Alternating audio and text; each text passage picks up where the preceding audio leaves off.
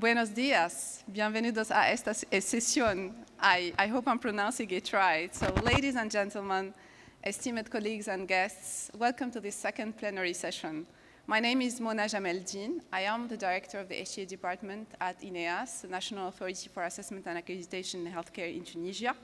I'm very honored to be moderating the second plenary session on the theme of international collaboration, and I must say that this topic resonates deeply with me. Over the last year, I've been involved in the work of many international networks, and I've seen how powerful and impactful collaboration in HTAi can be. I don't think, for instance, that HTAi implementation could have been possible in my country without international collaboration and without the support of colleagues from the international community, and I see some of them here that I respect a lot. So now, let's take a moment and think about the many different people and organizations in the HTAi space. We have policymakers, we have researchers, we have people from governmental agencies, we have industry leaders, we have patients, and other organizations.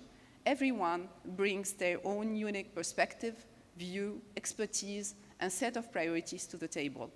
Moreover, healthcare technologies have become so complex that it's becoming clear that no single entity, organization, or nation, no matter how advanced it is, can navigate this landscape alone. It's only through collaboration that we can get closer from a better understanding of healthcare technologies and their real-world impact. But collaboration, of course, is not without challenges. Fragmentation, duplication of efforts, resource constraints often limit our collective ability to fully exploit its potential. And this is where the concept of a meta-network or a network of networks comes in, offering maybe the prospect of greater efficiency and flexibility. So let's explore together during the next hour the impact of collaboration and the work of different networks and their impact in shaping HTAi outcomes and methodology and in addressing global challenges. Let's also discuss together the feasibility and the possibility of a meta-network that would connect all these networks together to foster collaboration across boundaries. So today we have the privilege of hearing insights from a distinguished panel of experts representing international and regional network, academia, and WHO. And we would also be happy to hear your views on this topic. So I invite you to ask your question or post your comments in the application throughout all the session, or just raise your hand and go to the microphone and ask directly your question at the end of the session. So without further delay, please join me in welcoming our speaker, Dr. Wazin Adams. Can you come to the stage? Thank you. Dr. Juan Blasco. Okay. So, thank you, Wazin. So, Wazin, can you please introduce yourself? Good morning, everybody. So I'm Roisin Adams. I work in the National Centre for Pharmacoeconomics in Ireland, but I have a couple of other hats. Today I'll be wearing the hat of being the chair of the newly established EU HTAi Coordination Group, which of course is the overall governance body for overseeing the new regulation that's going to come fully into force in 2025. I'm also involved in a couple of other collaborations, Benelux and also the International Horizon Scanning Initiative. So yeah, we'll touch on, I think, all of this networking during the presentation. Thank you so much, Wazin. You are a meta-network yourself. So Dr. Juan Blasco, can you please introduce yourself? I'm Juan Antonio Blasco, working here in Andalusia. I am the scientific director of the HTAi in Andalusia.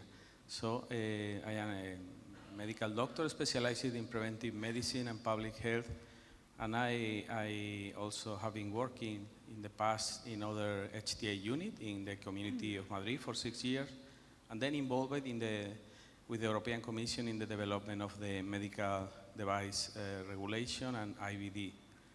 And now it's a pleasure to be here with you this morning. Thank you. Thank you so much, Juan Antonio. And we have another speaker, so our third speaker, I think, is too shy to be on the stage. Eric, where are you? Here, Mona, sorry, Okay. sorry to be late, because There was this plenary yesterday, and they had this Slido with the HTAi challenges, and this drives me a little bit around. I thought I was clear, and I also thought I was clear for this network here and with this talking here, and then they had these different answers, and now I'm really curious, what are the challenges here from HTAi? So I'm here around asking the people, what do you think? I'm very sorry, what are the challenges in your opinion in HTAi? Basically, I'm not European, but I'm working for HTAi, but mostly of us have a challenge about the political will and data infrastructure.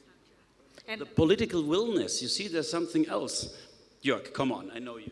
What are the challenges? In one sentence, not a whole... You want to have a lecture? No. Good HTAi decisions is about a cool head and a warm heart. So the challenge is that we don't have a cruel head and a warm heart. What do you think, Brian?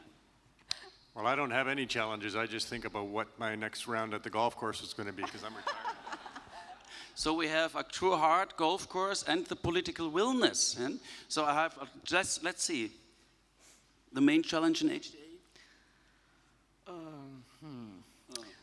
What's the main challenge in HTAi? Manage very complex situations.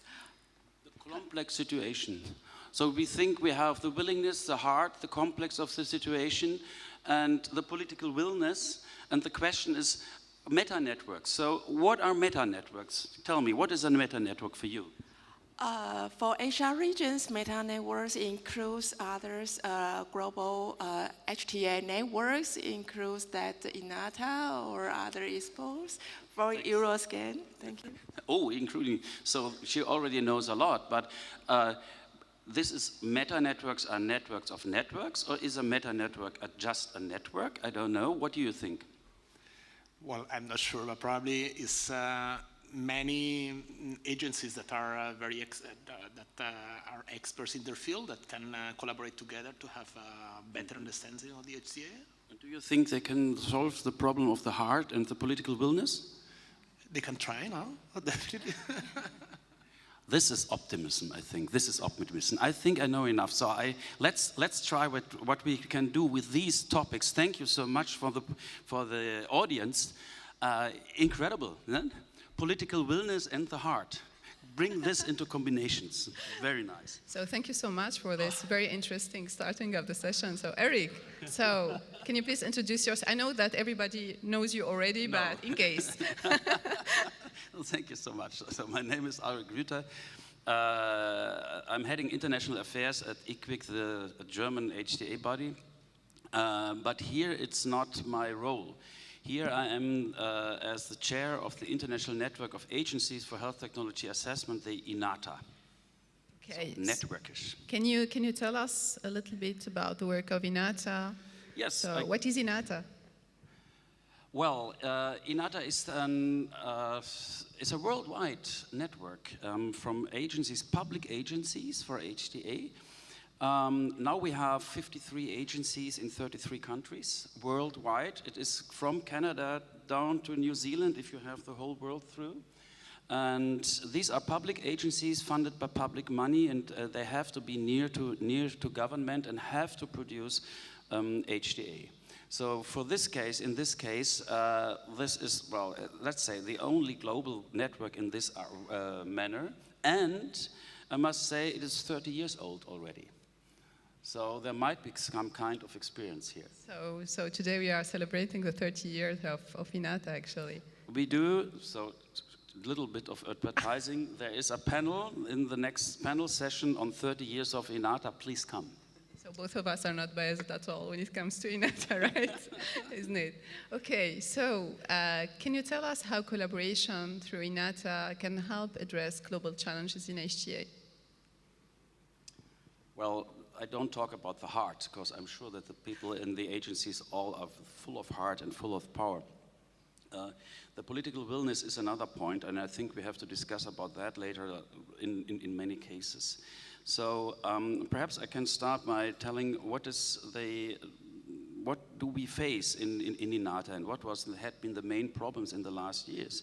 First, it was capacity building. So just to bring the same information, the same possibilities in methodology, in development, HTAi reports, working on that to the agencies. That was the one important point.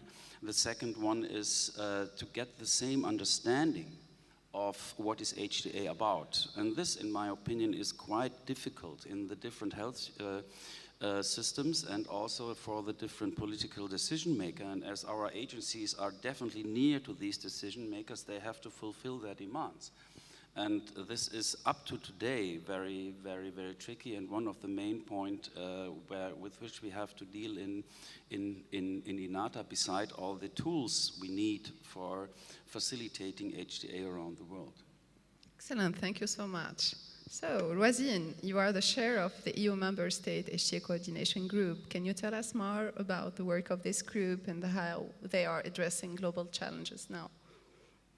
Yeah, so I mentioned briefly that this is the overall governance group that will oversee the HTAi regulation.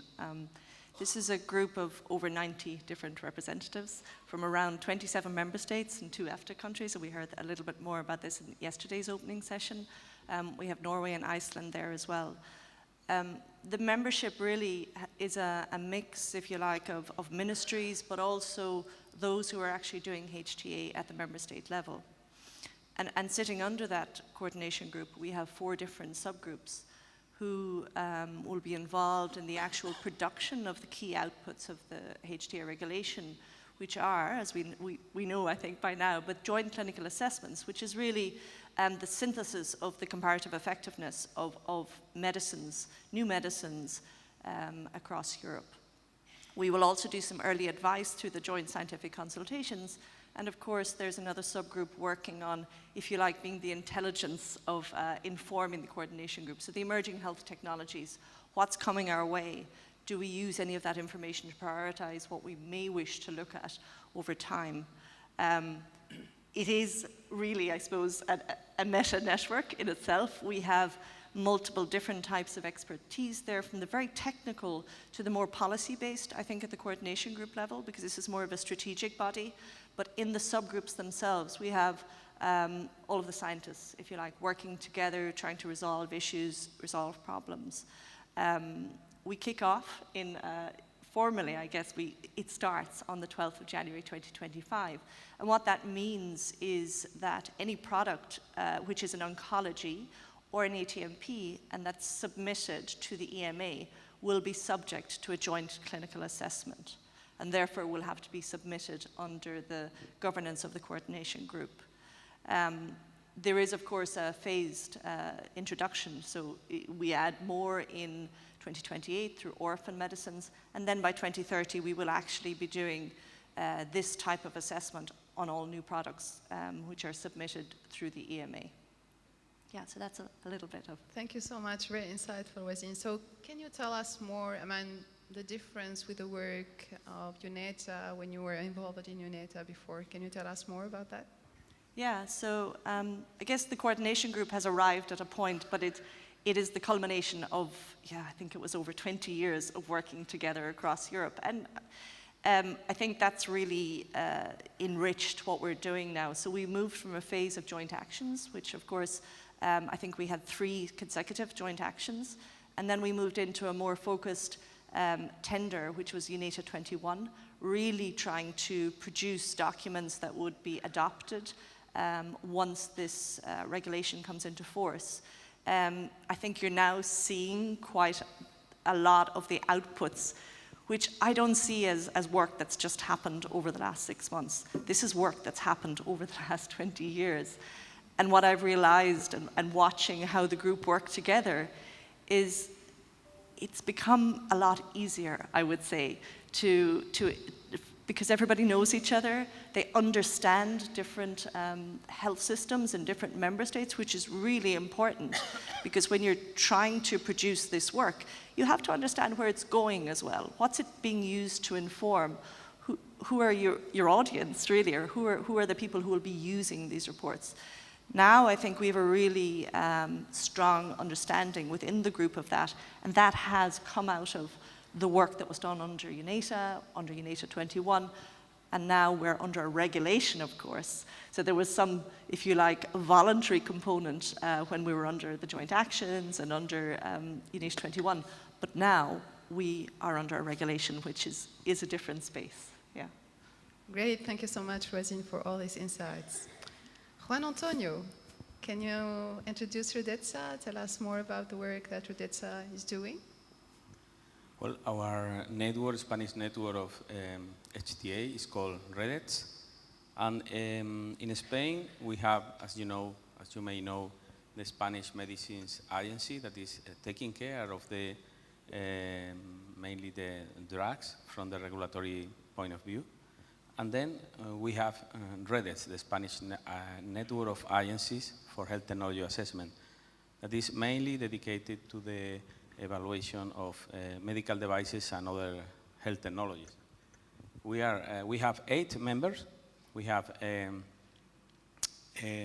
Basque office for HTAi in the north of Spain. Then we have in Galicia the Avaliate, in Catalonia Aquas, in Aragon the Health Science Institute in Aragon, and then in Madrid we have 2 HTAi members that are HTAi unit from the Community of Madrid and Health Science Institute Charles III. Then in Andalusia, as I said before, we have AETSA, and in the Canary Island we have the evaluation service of the Canary Health Service. So we are all working together, but we have a secretariat in the ministry. The secretariat is providing some kind of coordination and also funding. Then we have an annual plan that is composed from topics prioritized from the different regions. So each year we have a new plan, we distribute with our members, and then we work for a year for developing HTAi reports, guidelines, or other kind of products. Finally, I will say that some of the altogether work in the same, with the same goal, but some of the agencies are more specialized. For example, the Health Science Institute in Aragon is dedicated more to the guidelines. They maintain their national repository of guidelines. And some other agencies are specialized in health economics or also in patient involvement and qualitative research, etc. So this is our network, more or less. So the question that I wanted to ask you and Rosine, so are there any challenges currently, in collaboration via this network? So are there any issues, or you are happy with the way these networks are working now? Well, as around the world, the new challenge for us as digital health or artificial intelligence or real-world evidence, precision medicine. But in our network, we are trying to have methodological frameworks in order to face this. Since 2 years ago, we are also including in our national plan specific methodological, the development of methodological frameworks. Usually one of the agencies is leading the project and the other are absolutely involved and collaborating with the agency that is developing this framework. And now we have some publications. For example, digital health is already prepared, the framework. And I have to say that also when we work at national level, we try also to be involved from the network, from the members, to be involved in European projects with the same goal, to develop these methodological frameworks in order to be useful for other agencies. Thank you so much, very interesting. So Rosine, are there any challenges, or it's too early to talk about challenges? Well, there are lots of challenges. We have no shortage of challenges at the moment. No, there are. Look, what we're trying to do is pretty big, and I think it was one of the symposiums yesterday, the world's greatest ambition. I'm not sure if it's quite that, but it is pretty ambitious what we're trying to do. If you think about the landscape across Europe and all the there are different health systems. We are trying to bring people a little bit closer together. I tend to steer away from the word alignment because I think that is, a little bit far down the road. But I think what we're moving towards now is common understanding and really trying to move towards this robust synthesis of evidence that is available to every country across Europe at the same time. And I think that is core to one of the biggest challenges we're facing, which is this information and applications going into different countries at different times, maybe expertise not being available in various different member states. So it's around trying to leverage that expertise from other countries to be available to those possibly with less well-developed HTAi systems. I think what's really nice about what we're doing now is we really do have everybody around the table. When I started this, there was a lot of discussion about, oh, it's just the core countries who are involved. But actually, and I have sat around that table, and not just at the strategic level, but actually at the working of figuring out those methodological guidelines. What can we gain consensus on? And it really is 27 member states inputting into that, and also Norway and Iceland. So everybody is there really trying to solve these problems. And it's really nice to work in that environment. So that's very rewarding. The big challenges are, it will be capacity, it will be resources, it will be, we haven't done this before, actually. We're going live without having a pilot. So that's always challenging. We have lots of work done under UNITA, UNITA 21, but we haven't actually done a JCA. So that is the biggest challenge, I think. But the heart is definitely there. And I'm really happy to hear that basically the HTAi bodies are getting organized as well. They're really trying to understand how do we input into this type of network. Thank you, excellent. Eric, anything to add? Again, From the side of INATA. Well, from the side of INATA, I envy a little bit the European network at the moment, because we have there the governments who are forced by law to accept HTAi.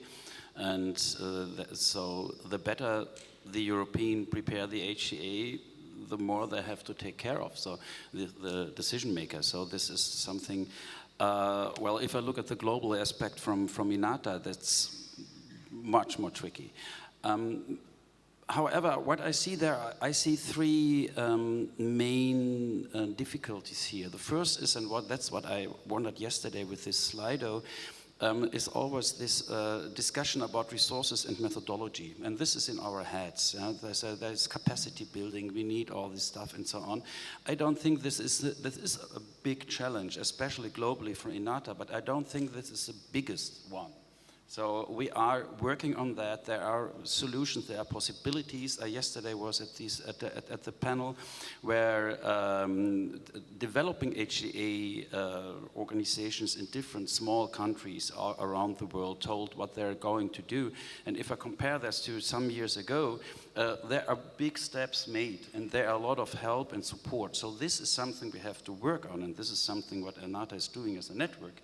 That's a challenge, but I don't think that it remains the biggest challenge. The next one is that, and what I found yesterday was a little bit low, this is the healthcare systems. And I saw it today, again, with this young woman here, just who I asked as the first time. I didn't know her, and she said, the political will. And I see that there is a lot of hindrance to bring HTAi to the decision maker. This is the way how to formulate the uncertainty to the decision maker. That is the way they want to understand. That is how to overcome the fear for the ring of evidence, something like that. And even if it looks like very old arguments, I feel this is very difficult, and I see how important the support of a big network is for the single country to overcome these problems. The last point is the obstacles. I don't know, I think many of you read this investigation of these European journalists which came out last week. They checked for drugs in the last year, which were the drugs which had a proven added benefit in Europe, 32. Yeah, and then they checked the availability through all 22 countries. Just in 2 countries, the patients got all drugs, and in the other countries, less. Then they checked for the prices, and they made a difference. For example, for Kaftrio, it's for mucoviscidosis, between 70,000 euro and 200,000 euro. So you would expect that the country who paid just 70,000 euro would have everything. Yeah, so there's the lowest pricing. No. Yeah, even in this country, some drugs are not delivered to the patient, even if they are proven at an added benefit. That's an obstacle. And I think what can HTAi do here? Yeah, so we have to work on the communication, we have to work on the delivering of HTAi, of the understanding of our results to the decision maker in order to provide more transparency for fighting against these obstacles, and there big networks can help. Indeed, we need to reinforce, this discussion with decision maker, but also with the private sector, regarding this problem of affordability and so on. So now let's see what our partners from the HTAi space think about all this. So join me, please, in welcoming Professor John Levis and Professor Geoff Matthew.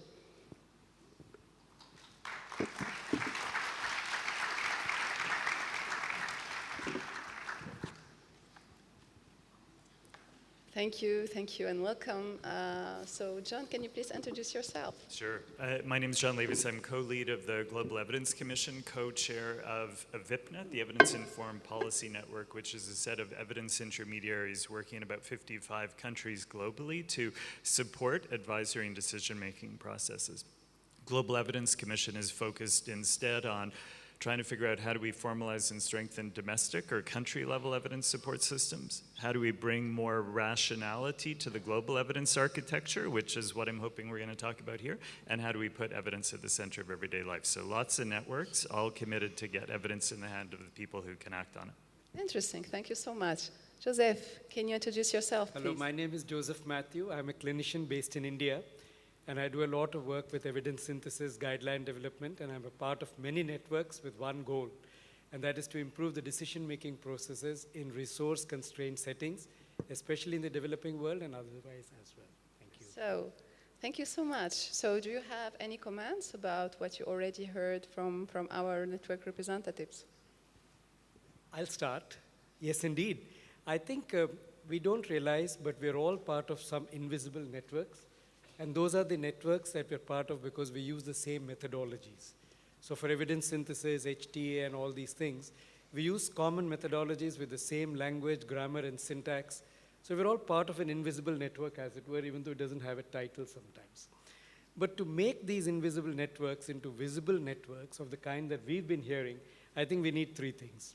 One is what I loosely call stakeholder alignment, and that is the parties in a network have to all have some kind of common goals and sometimes sacrifice their own individual goals for the sake of the common good. If we didn't have stakeholder alignment, what happens is each party in the network is pushing his or her kind of program or agenda, and that creates a lopsided balance. The second thing I think we need is what is called equal partnership. So very often networks collapse or fail because there is one or more dominant parties in that network who's using their own areas of expertise and sometimes not having the willingness to listen to the so-called junior partners in the network, and that model does not hold good as well. And I think the third and important thing is, in a network, the biggest challenge is going to be the willingness to change, which means every unit or component of that network has expertise and they've been doing things for donkey's years and do it very well. But when they get into a network, they've got to leave some of those things behind, have the willingness to change, adapt, and work with the other partners in the network for the sake of that common goal.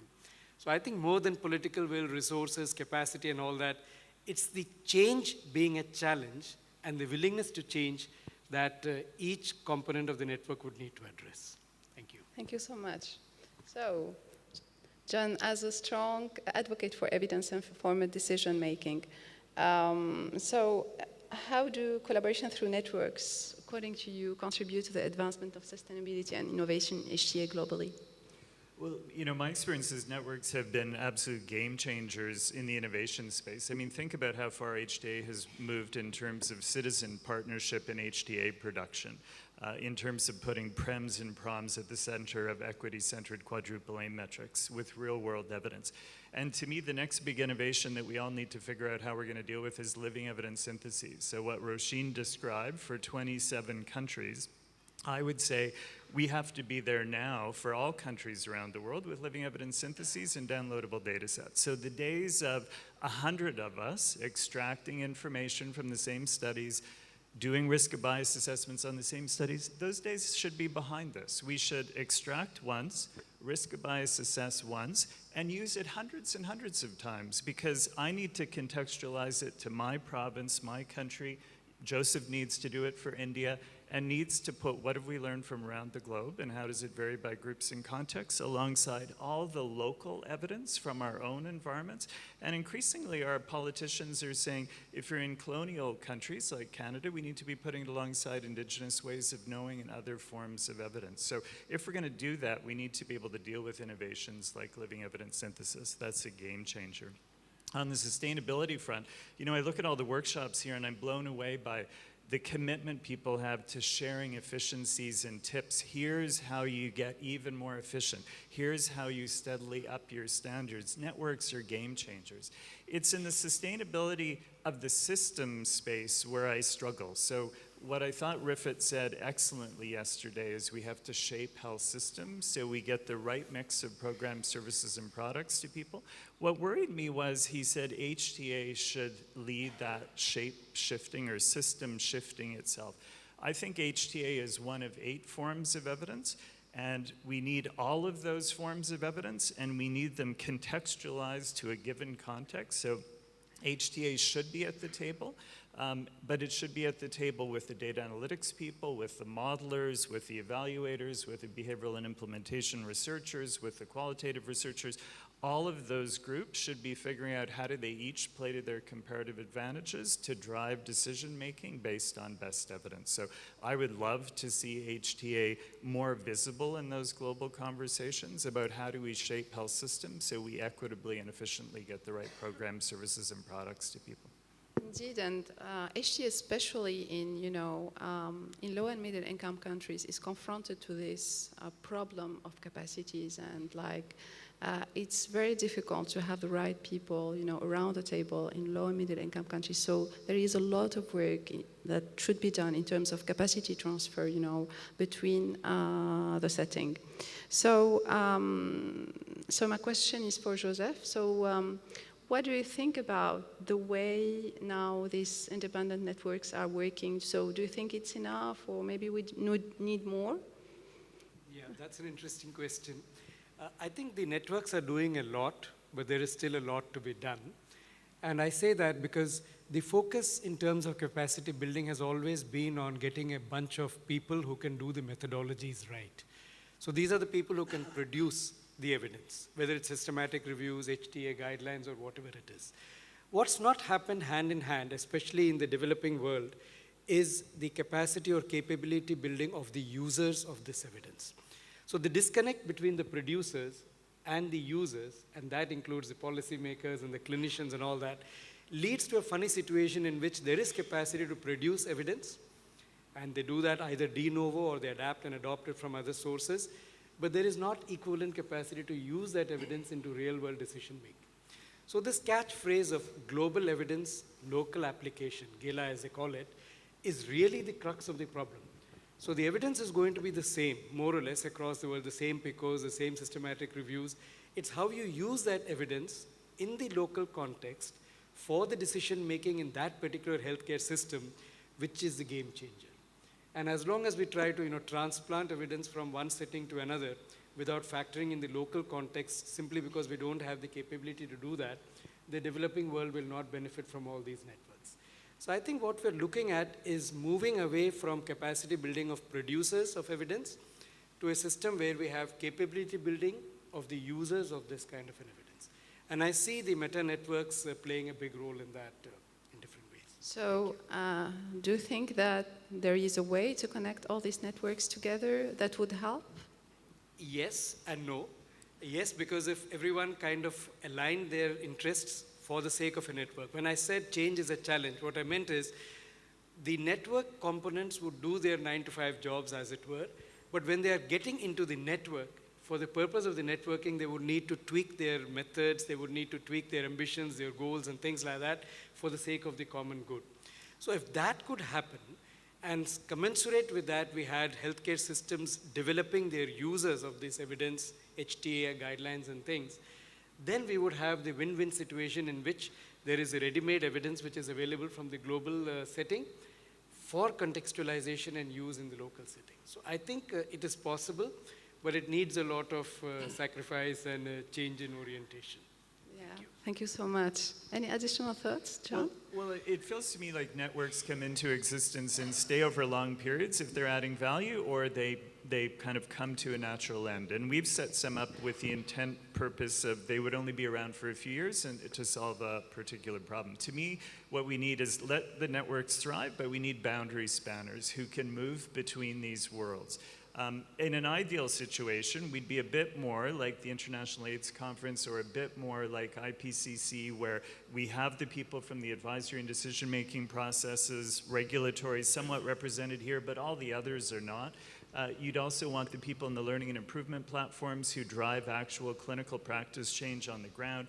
You'd want the evidence intermediaries. You'd want all the 8 forms of evidence represented. But that's a really tall order from where we are. What I would love to see are the HTAi folks prominently involved in all the other fora, and insights for those other fora brought back into HTAi world. In April at the International Network for Government Science Advice, where a lot of the political will comes from, these are the people whispering in the ears of prime ministers, presidents, ministers, no mention of HTAi. At the What Works Climate Solutions Summit in Berlin last week, all the major players related to IPCC, no mention of HTAi when it comes to net zero health systems. At the Summit of the Future meeting in September in New York, will we have HTAi folks there bringing HTAi ways of thinking to the post-SDG agenda? So there's so many opportunities for HTAi world to bring its incredible insights into other fora and to bring those insights back here. So I'd put my money on the boundary spanners and let the networks do what they do well, but make connections among them much more powerfully, because I'm 100% with Joseph. What matters is what happens at the country level on the ground, and we need people moving around in order to be able to do that.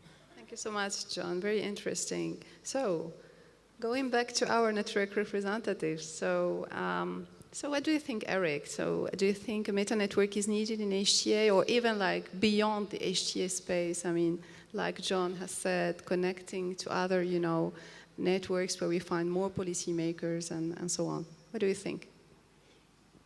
Well, thanks. Very interesting for that. What you said, because I'm totally aligned with that. Then, based on the experience with different networks in HTAi, and especially based on the experience in INATA, it's exactly what I said beforehand. It is not the methodology whatsoever. It is the step beyond. And our problem is that we have to change the image a little bit. We have the image of the one of I don't know how many resources for decision making. We have the image of high sophisticated scientists who ask for resources and who do a product which needs a lot of time and cannot be read properly. So there is an executive summary, and even the executive summary of a report cannot be read. So I teach students to tell how to read an HTAi report with 600 pages in 10 minutes and to get something out. So this is in this way. So just a small example out of the pragmatism in a way. So we need to change our image. We need to change our image that we have a saying in the political decision making, that we have a role, let's say. Not a saying, we have a saying, but we have a role.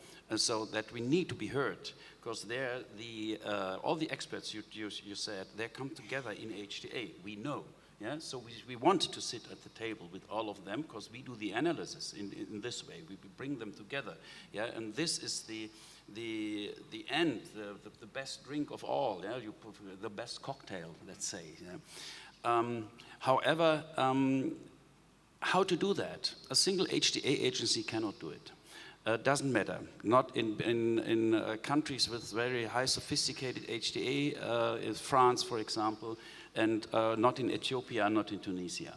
Yeah, so we need to have a common voice in a way. And there the meta-networks come into play. And there the networks come into play. But how to organize that? We need so much time to bring the people together in UNETA. Yeah? We started in 2006, and beforehand Eurosas and blah, blah, blah in the middle of the 90s to have the HTAi idea. We also started, what you said, to have something in some methodological base which should be shared, that we use the resources better. We had the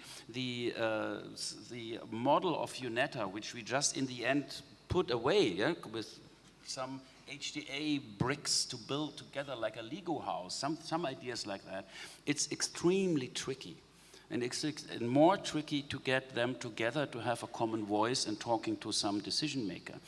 And so I think we need a meta-network to connect the networks and to sit together. And how to do that, we should change the way of doing it.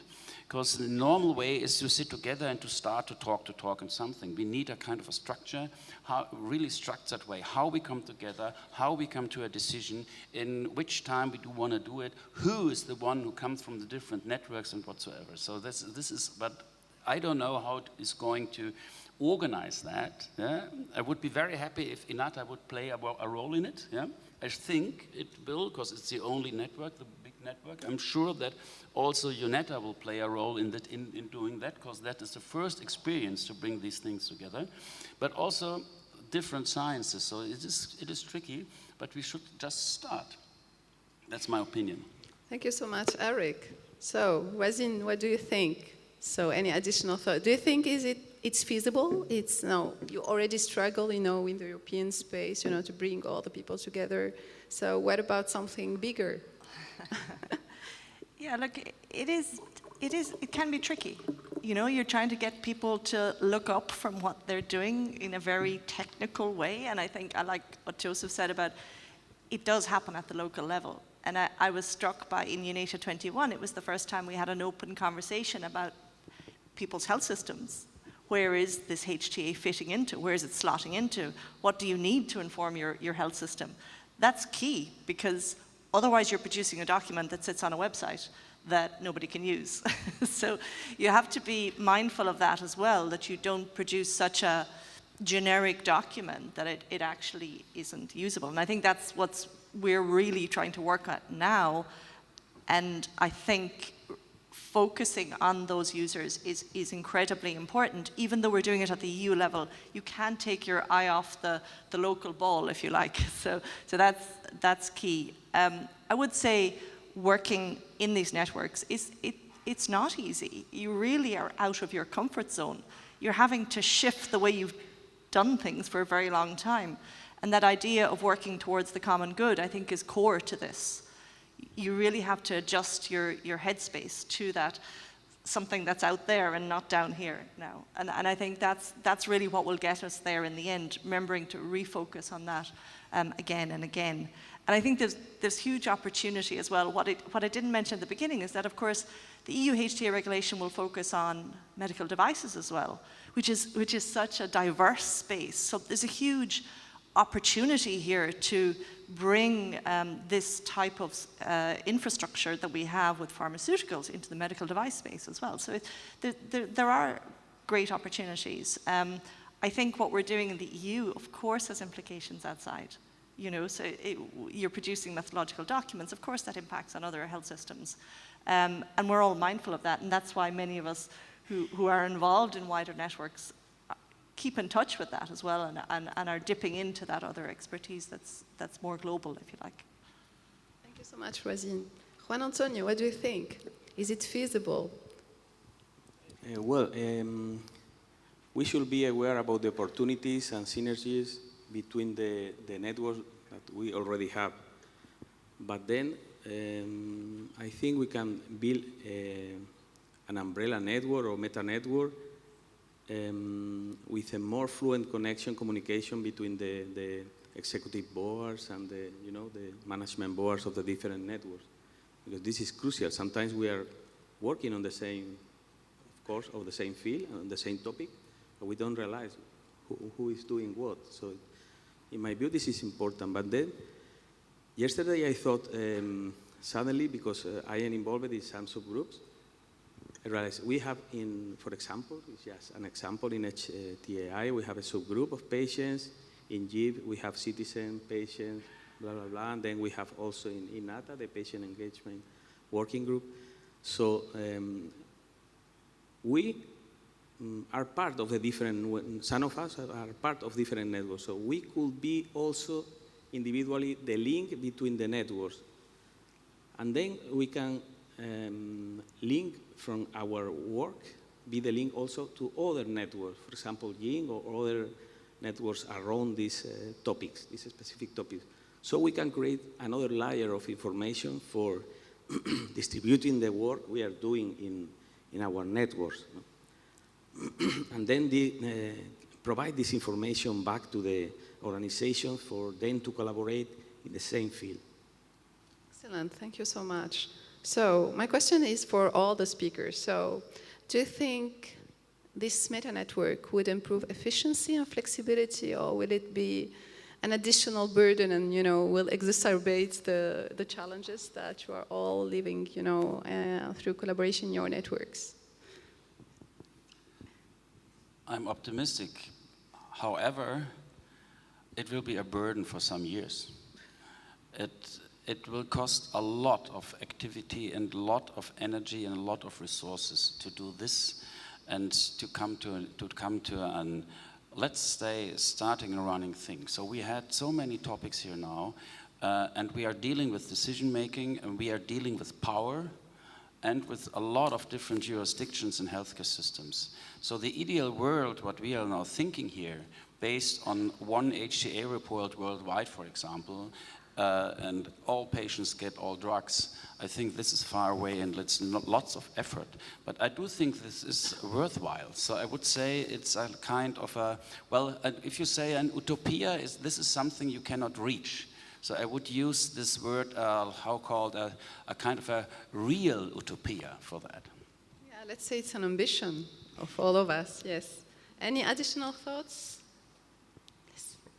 Yeah, I think it's worth giving it a try, but I advocate a phrase, action with caution. So when we're all into action, things are going to take off very well, but not sustain. If we're going to be very cautious and protect our own fiefdoms, as it were, there's going to be no action. So I think we make a start, plan it out well, see how it goes, tweak along the way, have some deliverables, milestones, measurable outputs and outcomes, and if it's all going the right direction, we push with it. If not, we come back to the drawing board and say we try again. But I think it's the way forward, exactly as John said. And I would just say, I am very optimistic about what I would call, as the meta-network, a council of boundary spanners. If Ulrich is really serious about being a boundary spanner up to all the different advisory and decision-making processes, all those learning and improvement platforms that deliver change on the ground, all the evidence intermediaries, all the forms of evidence, that's where we have to be. And so I will join forces with anybody willing to span those boundaries. So if that's what we mean by a meta-network, then I think we have to do it, because coming out of COVID, we learned so many lessons about what went well and what went poorly, and one of the set of lessons have to be we need to be much more adept at moving across these different spaces. And a short-term goal for this group, which I'll call COBS, Council of Boundary Spanners, is making sure, maybe Roisin, you can tell me it's already a commitment you've made. The 27 countries coming together, is there a commitment to make those data coming out of the evidence syntheses publicly available instantly so the rest of us don't have to extract the data, do the risk of bias assessments and other things? Because that would be a game changer. And if it's not a commitment, then the Council of Boundary Spanners should make that their #1 priority, because the 175 other countries in the world then can focus on contextualizing that evidence to their context. Trust. Maybe I can respond. Yeah, so the commitment is to publish the report, yes. Now, the data feeding into it, it's not entirely clear how much of that we can publish yet. So there may be some sensitivities around that, but certainly the spirit is to be transparent about the data that's going into it. It would be available to those within the coordination group, certainly, so the member states that are there. But outside of that, there would be some sensitivities. So, yeah. Just to add, because I think there are 2 points we missed here. These are what we need to do, what we want to do. This is the data. So we need some kind of commitment to get all data everywhere where I can use and work on an HTAi report. I think this is the biggest challenge, to get everything and to work on everything, even unpublished whatsoever, with the idea to be really transparent and to come out with a reliable and trustable result. But we all know that there are different interests there who deal with this problem, and this is, especially for INATA, one of the main problems, to provide something that data will be there, and also the evidence generation. And I think this might be a starting point. Yeah? So if we can do something for the ground level, let's say evidence generation and data availability, there will be another weight in HTAi reports and another comparability of HTAi reports of different countries, because we have almost the same data set for the start. So now we first had been in the high-level decision-making, and now are trying to go from the other way up. And if we do go for both ways, yeah, perhaps we can find ourselves in the middle and to solve this point. Just to add that I absolutely agree, but then before we need probably to share capacity building and resources in order to have these results. We all come to you, to Andalusia. Thank you so much. Any additional thoughts on this? No? So, Joseph, you are working a lot on translating evidence to, places where HT and other decision-making disciplines, like, for example, guidelines, are not that well implemented. So do you think a meta-network would help in that? Yes, I think if all goes as per plan, it should really work. But again, it all depends on each component of the network willing to contribute for the common good. So I think that's the key challenge. So for example, exactly as John said, there is a move now globally to make the data sets which go into all this decision-making and the multiple HTAi reports or the guidelines, make them available publicly to anybody in the world who wants to use them, free of cost, of course, so that the global evidence is available. You just need to look at the local decision-making with ETD frameworks or whatever it is. If that happened, then I think we are on to a good thing and we should succeed. If that didn't happen, then it's just going to be a nice concept, a great thing to talk about and share over a cup of coffee, but that's it. Yeah. Thank you so much. So my last question is for you, John. So given your experience working with many different networks, so do you think it's easy to bring different stakeholder group in one network? How we can do this? How we can ensure that everyone's perspectives is taken into consideration? How we can ensure effective, coordination and management of this?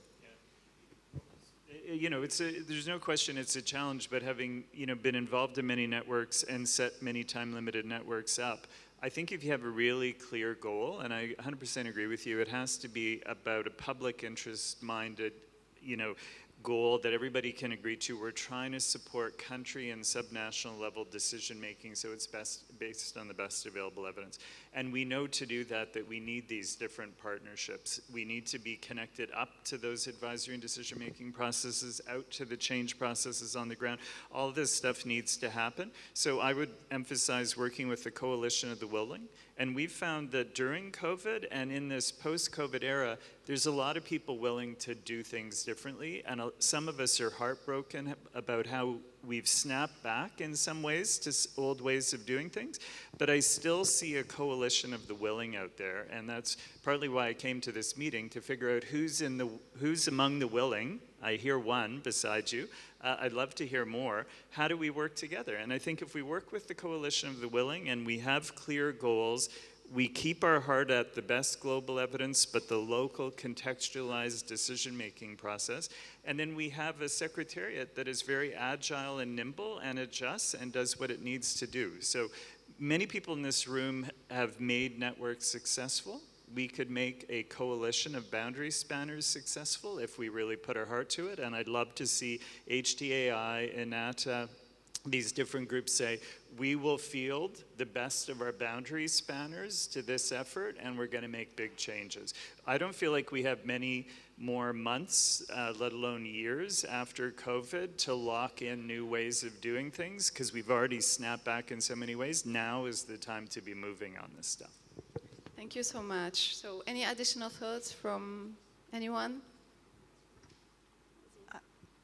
Maybe I can just briefly comment, because I guess I've been talking a lot about, you know, the HTA bodies, ministries. Of course, we have another mini network, if you like, alongside our regulation, which is involving health technology developers, patients, clinical experts, and that's been really insightful to feed into this. So it's all part of the network, if you like, and I think it's really important that that keeps us grounded as well of what we're doing at this side, that it is informed by these other viewpoints also, not dominating, but just all feeding into this matrix, if you like, of information that we're trying to compile. Yeah. Thank you so much. So it's now time to hear from all of you your views on this. So if you have, you know, any question or comment, you just like go to the microphone and ask it directly. And you can do it also through the HTAi application, and we will try to answer some. Minded, please go ahead. 1, 2, 3, minded. Why don't you come to me? Yeah, no, I've got it. It works. I do. I'll come and move. Yeah. For other people. No, for other people can go here. So my name is Meindert Boysen. I'm chair of the Global Policy Forum. Maybe we're not supposed to be standing here because we're in camera. Anyway. Of course, the Policy Forum is a long-running collaboration between for-profit and non-for-profit organizations. We've been going for about 20 years, and we're committed to furthering HTAi by addressing key policy questions. Now, as it happens, this is why it's relevant, at our very last conversation in January 24, we talked about collaboration, and a paper will be coming out soon in the International Journal of the Society. Now, one of the key conclusions, and I think John already pointed to it, from the work done by the GPF was that we're very good at the how and the what of collaboration. We're very good at the hugging bit, say, and some of us have called it almost the psychotherapy part of collaboration. But what we're not very good at is answering the question why. So this one is specifically to Royce about EU HTAi, because I've wondered for a long time why we're doing that. If it is about greater efficiency, which it seems to be a lot of the why of collaboration is just to do things better, because on your own it would be not helpful. Then my question is, there's two parts of it. One is, what is the key performance indicator that the European Commission has put to you as a collaboration? So what are you supposed to achieve? Days since marketing authorization, money spent per HTAi, etc. And the second is, if efficiency is the key performance indicator, why on earth do you choose the most complicated topics to achieve it? You know, I would have not chosen ATMPs in oncology. I would have chosen a medtech topic, for example. I would have chosen something with a simple PICO. If you were just a business person delivering a key performance indicator, then you would do it that way, wouldn't you? Maybe I'll start with the second question first. It's slightly easier. One, I've learned there's no such thing as a simple PICO. I've learned that through lots of work. So I didn't choose this. So this was written into the regulation that we should start with cancer and ATMPs. I think that was primarily around, it wasn't around what's easy to do, it was around what patients, what the unmet need was. So it was really about trying to support decisions at the local level. And as we know, cancer is a huge bulk of the assessments that we do. So that was, I think, what informed that decision. Yes, there's lots in this regulation that I would think, oh, wish we'd done something slightly differently, or why did we do that at the end? But we are where we are, we move forward. Going back to your first question was around the key performance indicators. Yeah, we're starting to think about, right, where will we be in 2028? When we start to relook at this system and what's good, what's bad, what do we need to rejig a little bit? I think one of the key aspects is this helping national systems? Is this helping decisions be more informed, possibly be made faster, but do countries have what they need to inform their decisions? And I think that's key, because some of the well-developed HTAi systems say, well, we have it anyway, so why do we need this? But this regulation is really about solidarity. It's about all of Europe and not just some. And this is where networks are really playing into this. So it may seem like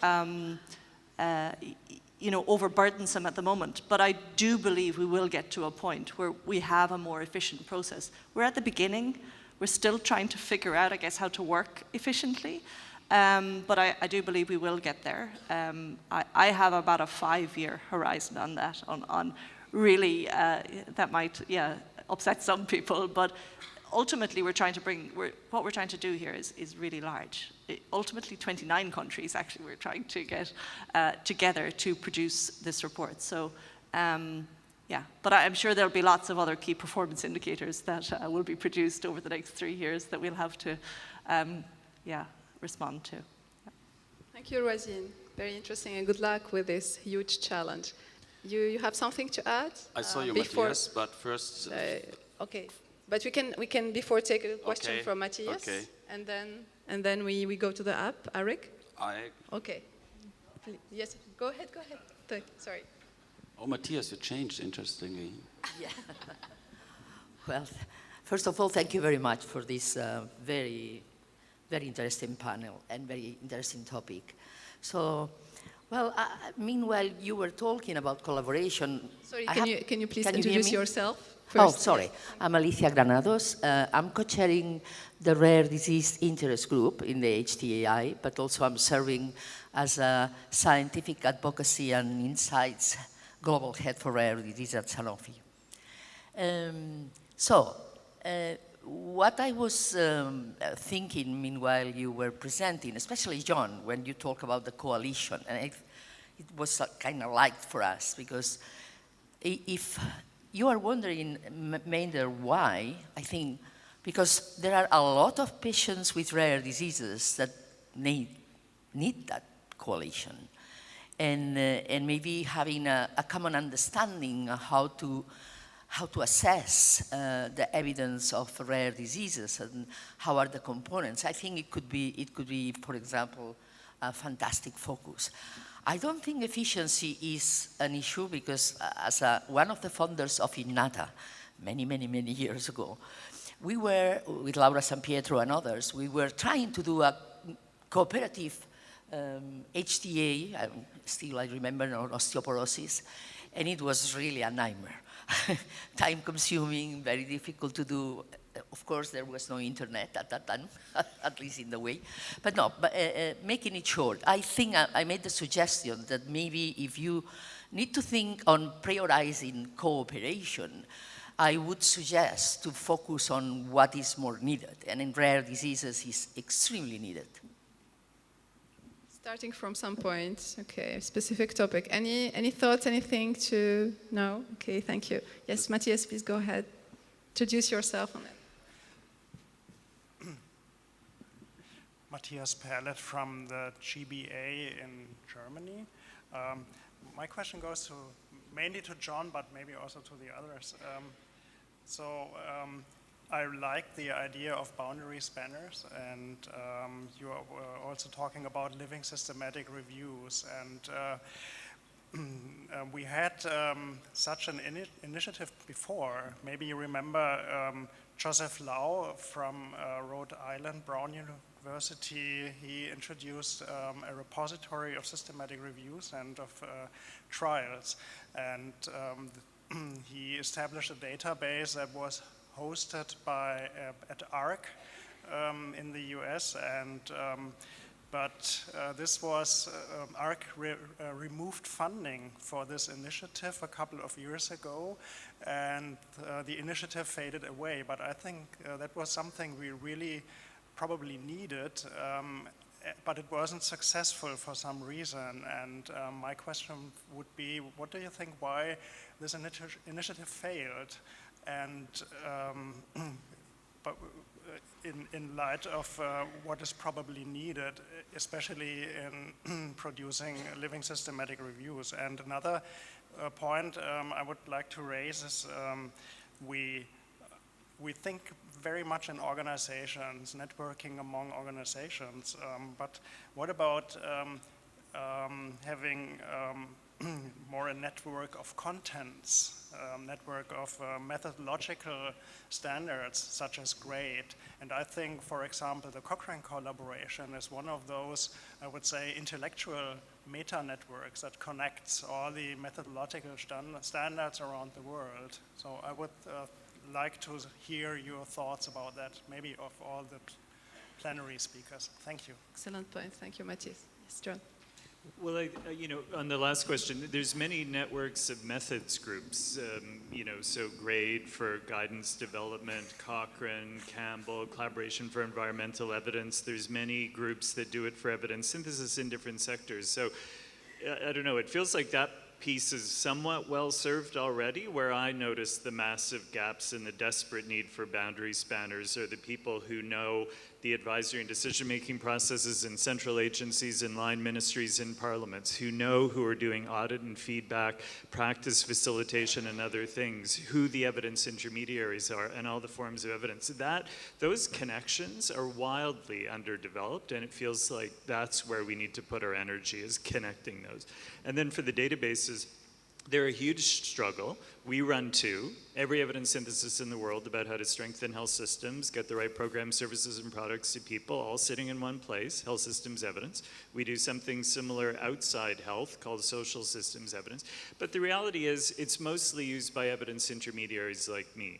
If we can move to a world of living evidence syntheses and downloadable data sets, where we will be within only a year or two in the education space, outside health, every trial in the world, all the data extracted, all the risk of bias assessments, the data can then be served up by Best Buy, by branded program, or by broad approach. That's a game changer, because the chief economists in ministries love the idea of Best Buys. Other groups need the data presented differently. So our solutions of serving up evidence syntheses was a partial answer to a very complex set of needs, and where we need to get to are these front-facing things that are usable by evidence intermediaries, including the political advisors around ministers, who can pull up what is the best buy in a given area. But we need the EU initiative to share its data. We all need to commit to a world of extract once, risk of bias once, and then it gets shared. Because right now, doing it 200 times around the world is a catastrophic waste of resources. Thank you so much. So this is exactly what I meant by saying we're all in invisible networks.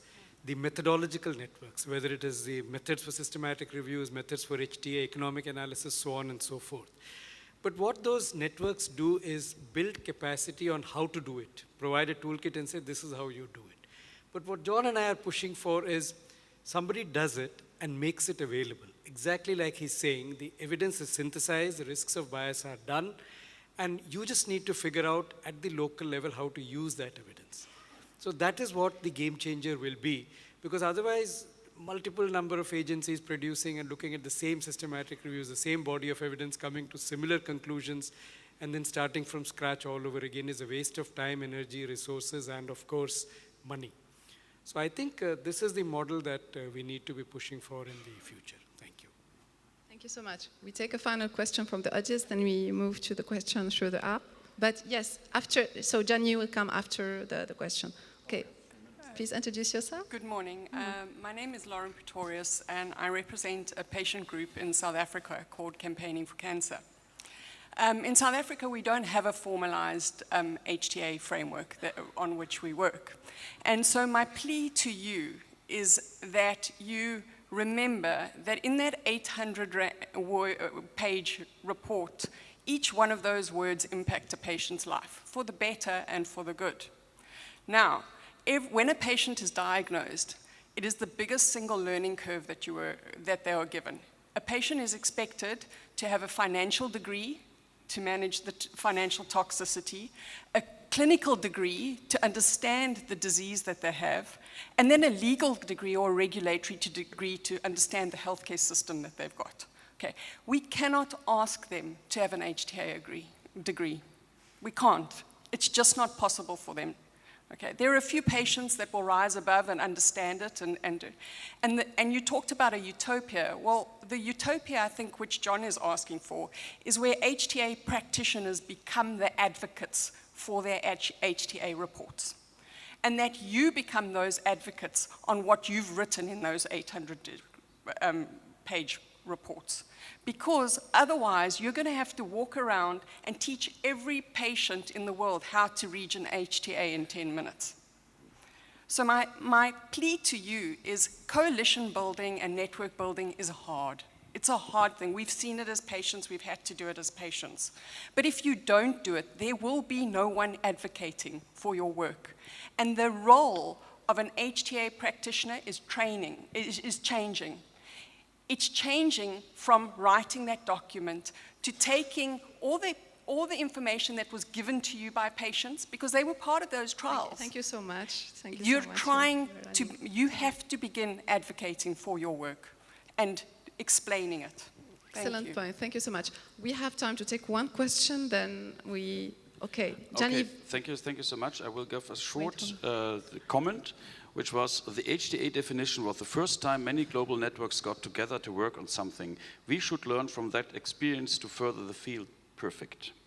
And then I give the question which has the most votes, but I think it's an easy one. Yeah? Okay. So we have 20 seconds last. Why concentrating on drugs when most of the problems of healthcare systems are management and organizational issues? Well, it's an easy question, but who wants you? Very, very quickly, we are running out of time. Yeah, I fully agree, and that's why we have to keep our eye on that local issue. So there are other things. Patients don't just need drugs or don't just need a device. They need other stuff as well, and I think that point came through in that previous speaker's what was raised. I mean, this is a whole variety of healthcare that they need. This is one aspect of it. Yeah, so I totally agree. But I'll just say that, you know, the moment you move beyond what I think of as being under the lamppost, prescription drugs and even devices, it gets wildly complex very fast, and they're not routinized decision-making processes, which is, again, why you need the boundary spanners, because, you know, a decision to allow nurse prescribing pops up over here. Boom, all of a sudden you have to mobilize. A different topic comes up the next day. How do we do population segmentation? You need to mobilize again. So it's a much more diverse array, and your risks of making mistakes are greater if you don't bring many forms of evidence to the table, not just HTAi, once you get into those other more complex questions. Thank you so much, John. Very, very quick comment or question from Gianni, and we need to close the session. Sorry. So I was going to come up with a question, but because we have so less time, or I have a few seconds, so I'll just put it there. Yanni Muller and South Africa University of Pretoria. So I just wanted to put the elephant in the room that in Africa, we don't have a HTAi network. We have many networks, but not a HTAi network. So as a HTAi, we should think about that. Thank you. Thank you so much. So we can actually continue this discussion on network and on meta-network in the panel that will be moderated tomorrow by Gianni. It will happen, it's number 48, right? Okay, it will happen at 9 a.m. So we've seen that today collaboration is not just a buzzword. It is the foundation for progress, sustainability, and everything. It was also the opportunity to initiate a discussion on the possibility of a meta-network in the HTAi world to connect all these networks together. I'd like to thank our speakers for their excellent contribution, very insightful, and for the engaging audience, which contribution has been very, very important. So enjoy the conference, enjoy the beautiful city of Seville, and most importantly, keep dreaming big and pushing boundary. Hasta luego. Thank you. But stop.